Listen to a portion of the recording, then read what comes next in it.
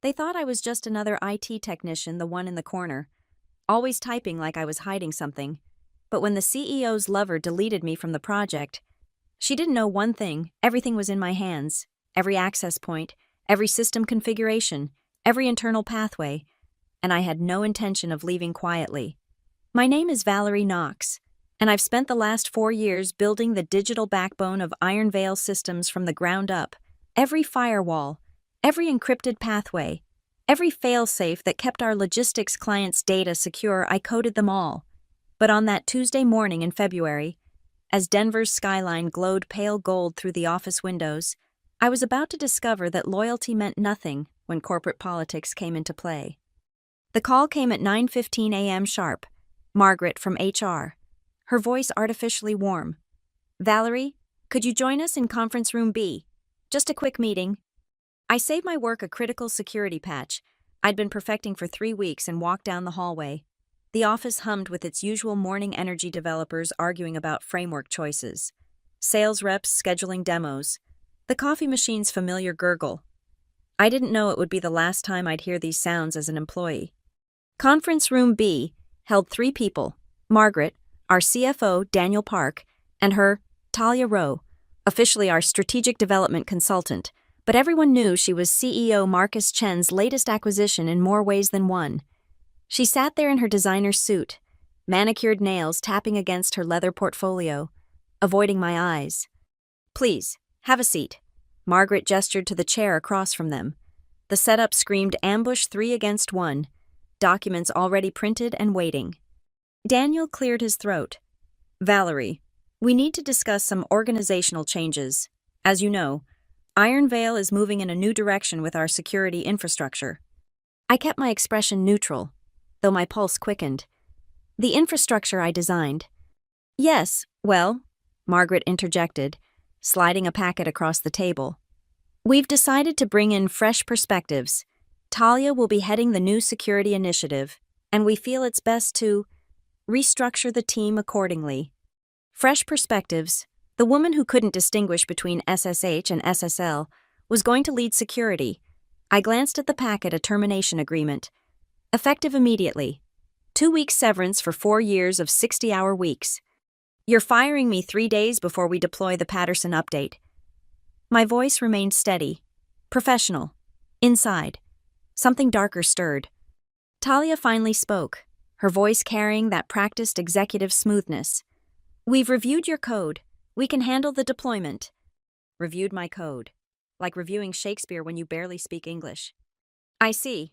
I signed where they indicated. Collected my copy. "I'll need 30 minutes to clear my desk and transfer my current projects." "That won't be necessary," Daniel said quickly. "It will handle the transitions. Security will escort you out once you've gathered your personal items." Of course, standard protocol for terminated tech employees: treat them like potential saboteurs. The irony wasn't lost on me. They were right to be paranoid, just for all the wrong reasons. 20 minutes later, I walked out of Iron Veil Systems carrying a cardboard box with my coffee mug, a few personal photos, and my cactus. Security badge surrendered, parking pass confiscated, company laptop remaining behind. They thought they'd contained me, locked me out. They had no idea. As I loaded my car in the underground parking garage, my personal phone buzzed. A automated system alert from my home server, the one running my personal monitoring tools I'd built on my own time, with my own resources, completely separate from Iron Veil's infrastructure but sophisticated enough to track every ping, every access attempt, every configuration change across the network I'd architected. I sat in my car, engine off, staring at the alert. In 3 days, Talia Rowe would attempt to deploy my security patch. She'd probably already started modifying it, adding her improvements. The monitoring system would capture everything, every mistake, every incompetent alteration, every security hole she'd inadvertently create. I wasn't angry, not exactly. Anger was too simple, too hot. What I felt was colder, more precise, like watching someone prepare to perform surgery with a butter knife. They'd removed the surgeon and handed the scalpel to someone who'd learned medicine from Gray's Anatomy. Starting the engine, I pulled out of the garage and into the bright Denver morning. In my rearview mirror, Iron Vale's glass tower gleamed like a monument to corporate hubris. They thought they'd cut me out cleanly, surgically remove the one person who truly understood their digital circulatory system. But you can't extract the architect from the architecture. Not when she built in her own ghosts from the very beginning. The memories came flooding back as I sat in my home office that evening. 3 monitors glowing in the darkness. 4 years ago. Iron Veil Systems was just another startup bleeding money. Their infrastructure held together by digital duct tape and prayer. I was employee number 12. Hired after Marcus found me through a Stack Overflow post where I'd solved a Byzantine routing problem that had stumped his entire team. Those early days were electric. 16-hour marathons fueled by Thai takeout and the promise of equity. I remember the night we almost lost everything 2:37 a.m. Our primary database corrupted during a critical client demo scheduled for morning. While others panicked, I dove into the matrix of our system, fingers flying across keyboards, building recovery protocols in real time. By 6 a.m., not only had I restored everything, but I'd implemented a redundancy system that would become the cornerstone of our infrastructure. Marcus had found me in the server room afterward, surrounded by empty energy drink cans. "You saved us," he'd said simply. "This company runs because of you." I built Iron Veil's nervous system piece by piece, every API endpoint, every database schema, every security protocol. They all bore my fingerprints. But more than that, I'd built something else, something nobody knew about. Call it paranoia or foresight, but I'd learned early in my career that documentation was power. On my personal development machine, never on company hardware, I maintained what I called the Shadow Atlas, a complete technical diary of every system I touched, every vulnerability I patched, every backdoor I closed.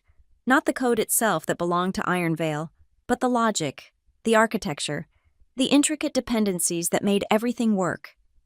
Those lived in my mind and in my private records.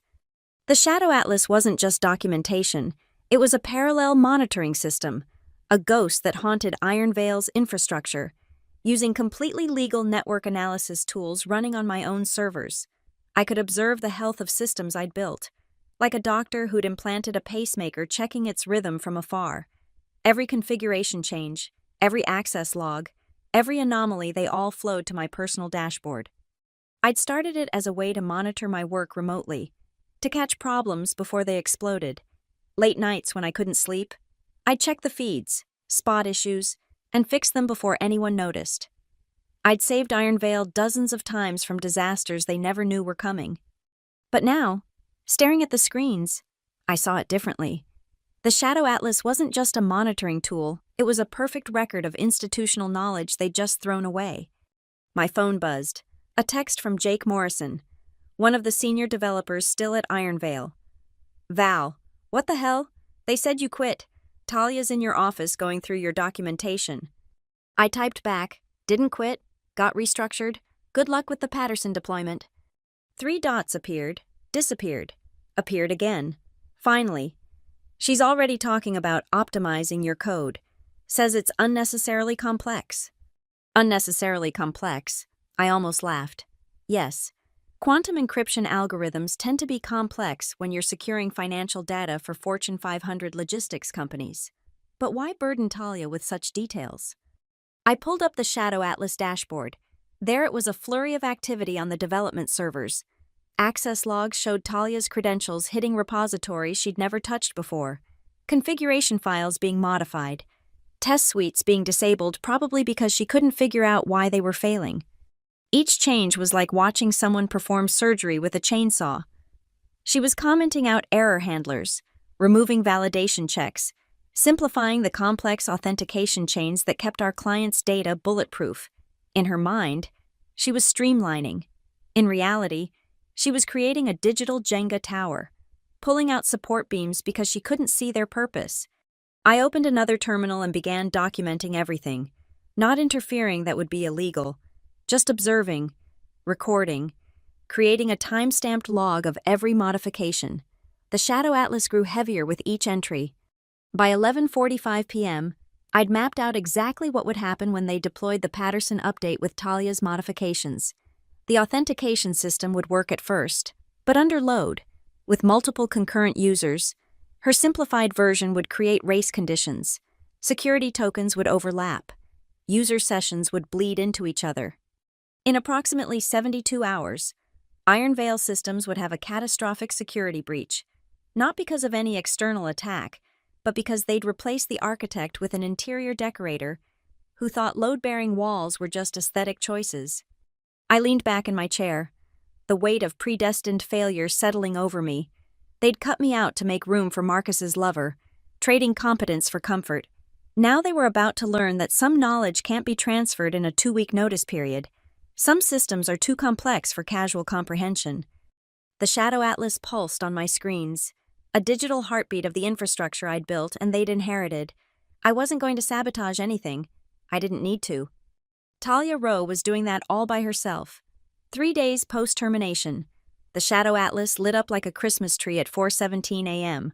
My phone's emergency notifications pulled me from sleep, critical errors cascading through Iron Veil's test environment. I grabbed my laptop and watched the disaster unfold in real time.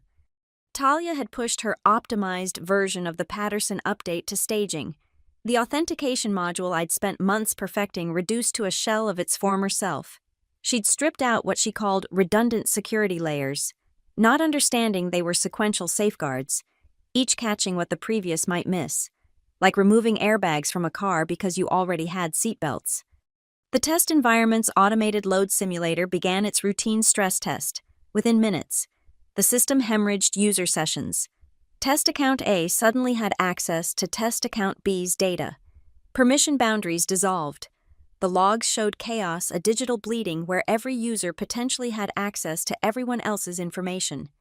I screen recorded everything, the Shadow Atlas capturing each failed transaction, each security breach, each moment of architectural collapse. This wasn't schadenfreude. This was documentation of inevitable failure when expertise is replaced by relationships. My secure phone rang, unknown number, but I recognized the Denver area code.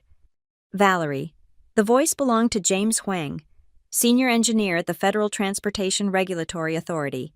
We'd worked together 2 years ago when FTRA audited Iron Veil's systems for federal compliance. I'm seeing some unusual traffic patterns from Iron Veil's testing servers. Their authentication packets are wrong. I wouldn't know, I said carefully. I left Iron Veil earlier this week. A pause. You built those systems. Organizational restructuring. Jesus. Another pause. Val, I'm looking at these packets, and they're bleeding user tokens. If this hits production, then I'm sure their new head of security will handle it appropriately. James laughed, but it wasn't amused. Their new Val. Who could possibly replace you? Talia Rowe, strategic development consultant turned security lead. The silence stretched so long I thought we'd disconnected. Finally, the CEO's friend. I couldn't comment on that. Val, if they deploy this to production, they'll be violating about 17 federal compliance standards. We're talking about logistics companies that handle defense contracts. I stared at my screens, watching Talia's team scramble to understand why their tests were failing. They were restarting services, clearing caches, treating symptoms while the disease metastasized. James, I appreciate the call, but I'm no longer in a position to help. Understood, but Val, document everything. If this goes south and there's an investigation, they'll need to understand how a compliant system became this. After we hung up, I opened a new file, Iron Veil Security Analysis, post-departure. Not a hack, not stolen code, just observations available to anyone monitoring public-facing test servers. I began writing. Following the departure of the primary systems architect, Iron Veil Systems' authentication infrastructure shows critical vulnerabilities in their testing environment. Analysis suggests fundamental misunderstanding of token management and session isolation. By 6 a.m., I'd compiled a 30-page technical breakdown. Dry, factual, devastating, every vulnerability mapped, every consequence projected. I saved it locally. Then began a sanitized version, one that discussed theoretical vulnerabilities in systems similar to Iron Veil's architecture. Meanwhile, the Shadow Atlas showed increasing panic at Iron Veil. Talia had called an emergency meeting. Developers were being pulled from other projects. Someone had finally realized that the Patterson update's deployment, scheduled for tomorrow, would be catastrophic. Jake Morrison texted, "Val, it's chaos here. Talia's saying your code was unnecessarily complex, and that's why it's failing. Marcus is backing her up." Of course he was. Love is blind. But in technology, blindness is bankruptcy. I pulled up LinkedIn and noticed something interesting. 3 major Iron Veil investors had been researching authentication security failures in the last 24 hours. The digital breadcrumbs suggested someone had tipped them off about potential issues. Not me, I'd been scrupulously careful. But James wasn't the only one who monitored federal compliance. Another notification: Talia had just pushed a fix to staging. I watched her solution with professional fascination. She'd essentially removed all security checks, creating a system that would work flawlessly and securely as a screen door. Every user would authenticate successfully, because the system no longer verified anything beyond username existence. I updated my analysis.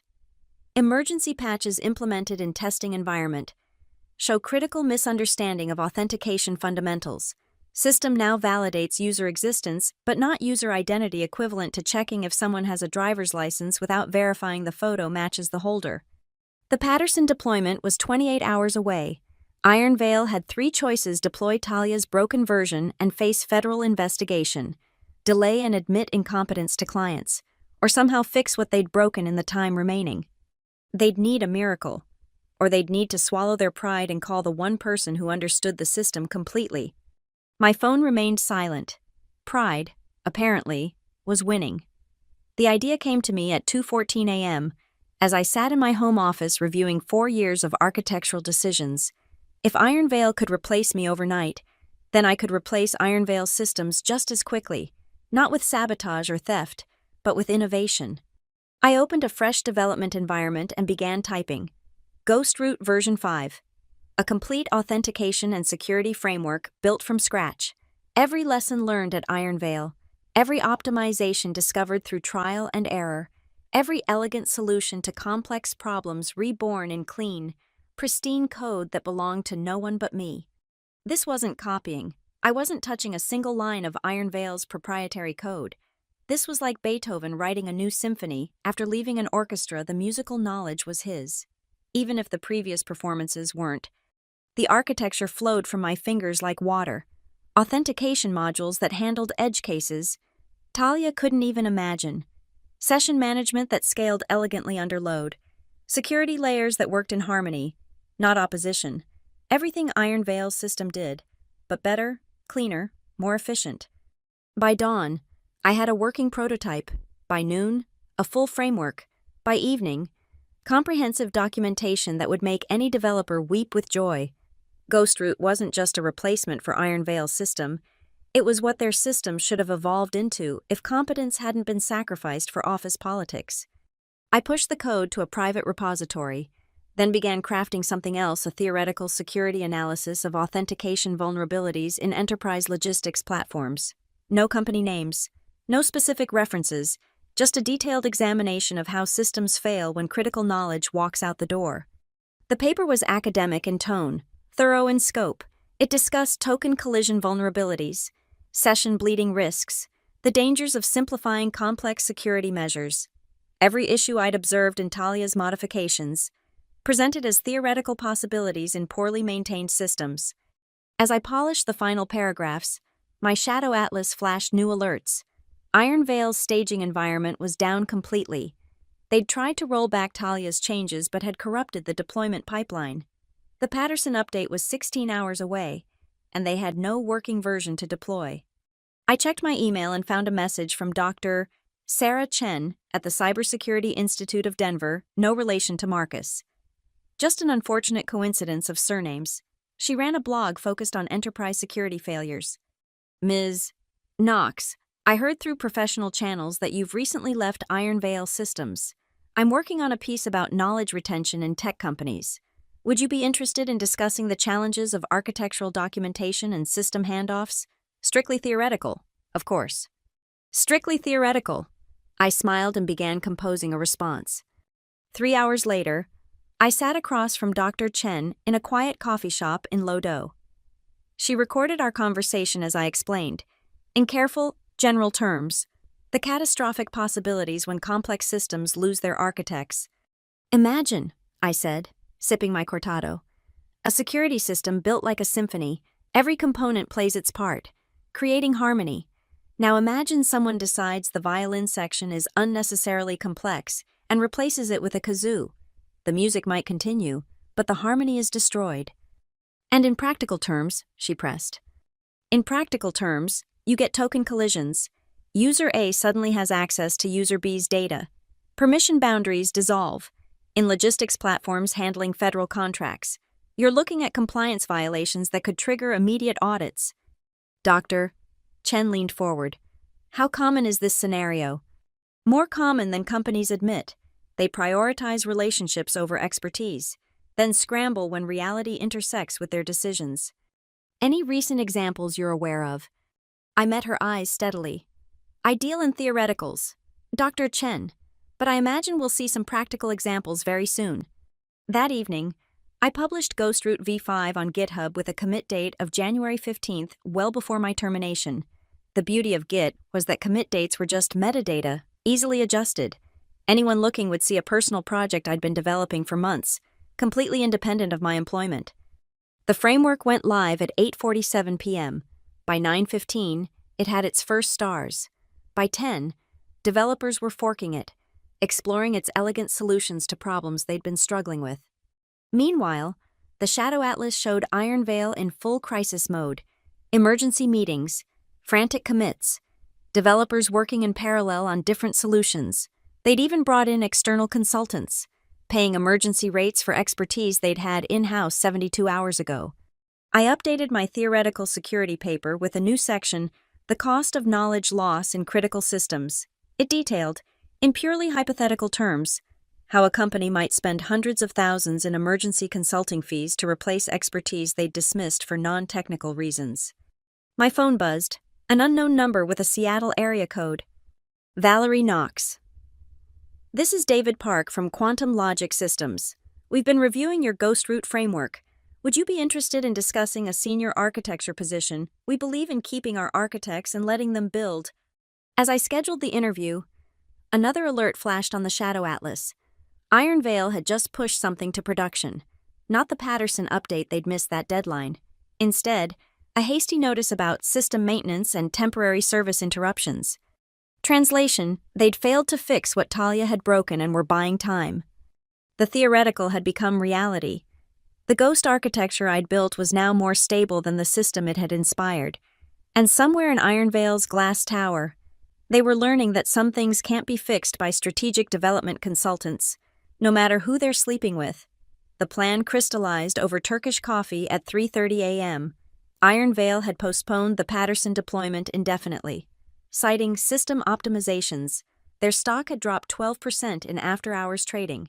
The sharks were circling, and I was about to chum the waters.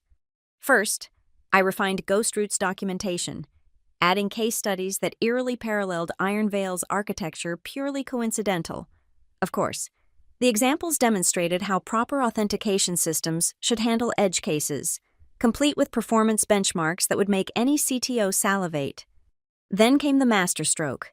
I created a detailed technical blog post, Open Source Authentication Building Enterprise-Grade Security for the Community.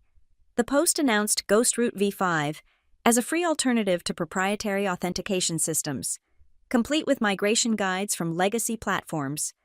But the real weapon wasn't the code, it was the timing. I scheduled the blog post to go live at 9 a.m. Mountain Time, exactly when Iron Veil's board meeting was scheduled to discuss the Patterson crisis. Jake had mentioned it in passing before my termination. Emergency board sessions were always at 9. Marcus's attempt to seem proactive. At 6 a.m., I sent encrypted emails to 3 tech journalists who specialized in enterprise security. The subject line was simple. New open source framework solves authentication crisis, plaguing logistics platforms. The email contained no mention of Iron Veil, no proprietary information, no violations of my NDA, just an announcement about GhostRoot and a link to my theoretical paper on authentication vulnerabilities. The journalists were smart enough to connect the dots themselves. By 7:45 a.m., my inbox exploded. Developers who'd starred Ghostroot overnight were writing blog posts, creating YouTube tutorials, posting on Hacker News. The framework was trending on GitHub, a complete enterprise authentication solution, free, open source, and mysteriously similar to what Iron Veil was failing to fix. Sandra Williams from TechCrunch reached out. Valerie, the timing of Ghostroot's release is interesting. Any connection to your recent departure from Iron Veil? My response was crafted carefully. Ghostroot has been in development for months. As the commit history shows, I've always believed in giving back to the open source community. The timing of the public release is purely coincidental. She wasn't buying it, but she couldn't prove otherwise. The story was too juicy to ignore. Former lead architect releases open source alternative as previous employer. Struggles with security crisis. At 8:50 a.m., I opened an anonymous browser session and submitted a tip to the Federal Transportation Regulatory Authority's whistleblower portal. The message was simple. Concerned citizen noting potential security vulnerabilities in logistics platforms handling federal contracts. See attached theoretical analysis for details. I uploaded my sanitized security paper, no company names, no specific accusations, just theoretical vulnerabilities that happen to match Iron Veil's current issues perfectly. The FTRA took transportation security seriously. They'd investigate any credible threat to systems handling defense logistics, and my paper, while theoretical, was extremely credible. 9:15 a.m. The Shadow Atlas showed unusual activity on Iron Veil's servers. Someone was downloading massive amounts of documentation, probably lawyers or emergency consultants trying to understand what had gone wrong. Talia's access logs showed frantic searches through code repositories, her queries becoming increasingly desperate. My phone rang. Unknown number, Denver area code. Ms. Knox. The voice was professional, careful. This is Patricia Stern from Stern and Associates. We represent several investors in Iron Veil Systems. We'd like to discuss your recent framework release and its similarities to Iron Veil's architecture. I'm happy to discuss Ghostroot, I replied. It's a completely original framework, developed on my own time and equipment. The commit history clearly shows development predating my departure from Iron Veil. Yes, we've seen the commits, remarkably prescient, given Iron Veil's current challenges. I couldn't comment on any challenges Iron Veil might be facing. I'm no longer affiliated with the company. A pause. Ms. Knox, our clients are concerned about Iron Veil's ability to maintain their infrastructure. Your Ghostroot framework seems to solve many of the problems they're currently experiencing. Would you be open to consulting? I'm exploring opportunities with several companies. However, I have no interest in working with Iron Veil again. That bridge was burned by their choice, not mine. Understood. What if the consulting was for the investors directly to evaluate Iron Veil's technical decisions and perhaps suggest alternative leadership structures? Now we were getting somewhere. The investors were positioning for a coup, and they needed technical ammunition. I'd be happy to provide general consultation on authentication architectures and best practices. My rate is $1,500 per hour, with a minimum 20-hour engagement. She didn't even hesitate. I'll have contracts drawn up immediately. By noon, 3 major tech blogs had picked up the Ghostroot story. The narrative was writing itself. Brilliant architect dismissed for political reasons, releases superior open-source alternative, while former employer's systems crumble. The tech community loved an underdog story, especially when it involved open-source triumphing over corporate incompetence. The Shadow Atlas showed Iron Veil's marketing department in overdrive, trying to craft a response. But what could they say? That their new security lead had broken systems I'd built, that they'd prioritized relationships over expertise, that they were now scrambling to understand code they'd dismissed as unnecessarily complex. Dr. Chen published her article at 2 p.m. The Hidden Cost of Knowledge Loss, a case study in authentication architecture. While carefully avoiding libel, she painted a devastating picture of theoretical companies that might dismiss critical expertise for non-technical reasons. The comment section filled with developers sharing their own horror stories. My final move for the day. I submitted Ghostroot to the Cloud Native Computing Foundation for consideration as an official project. If accepted, it would become the industry standard for authentication, the benchmark against which all other systems, including Iron Veil's, would be measured. As the sun set over Denver, I reviewed the damage. Iron Vale's stock down 18%. Emergency board meeting extended indefinitely. FTRA announcing a routine review of authentication systems in federal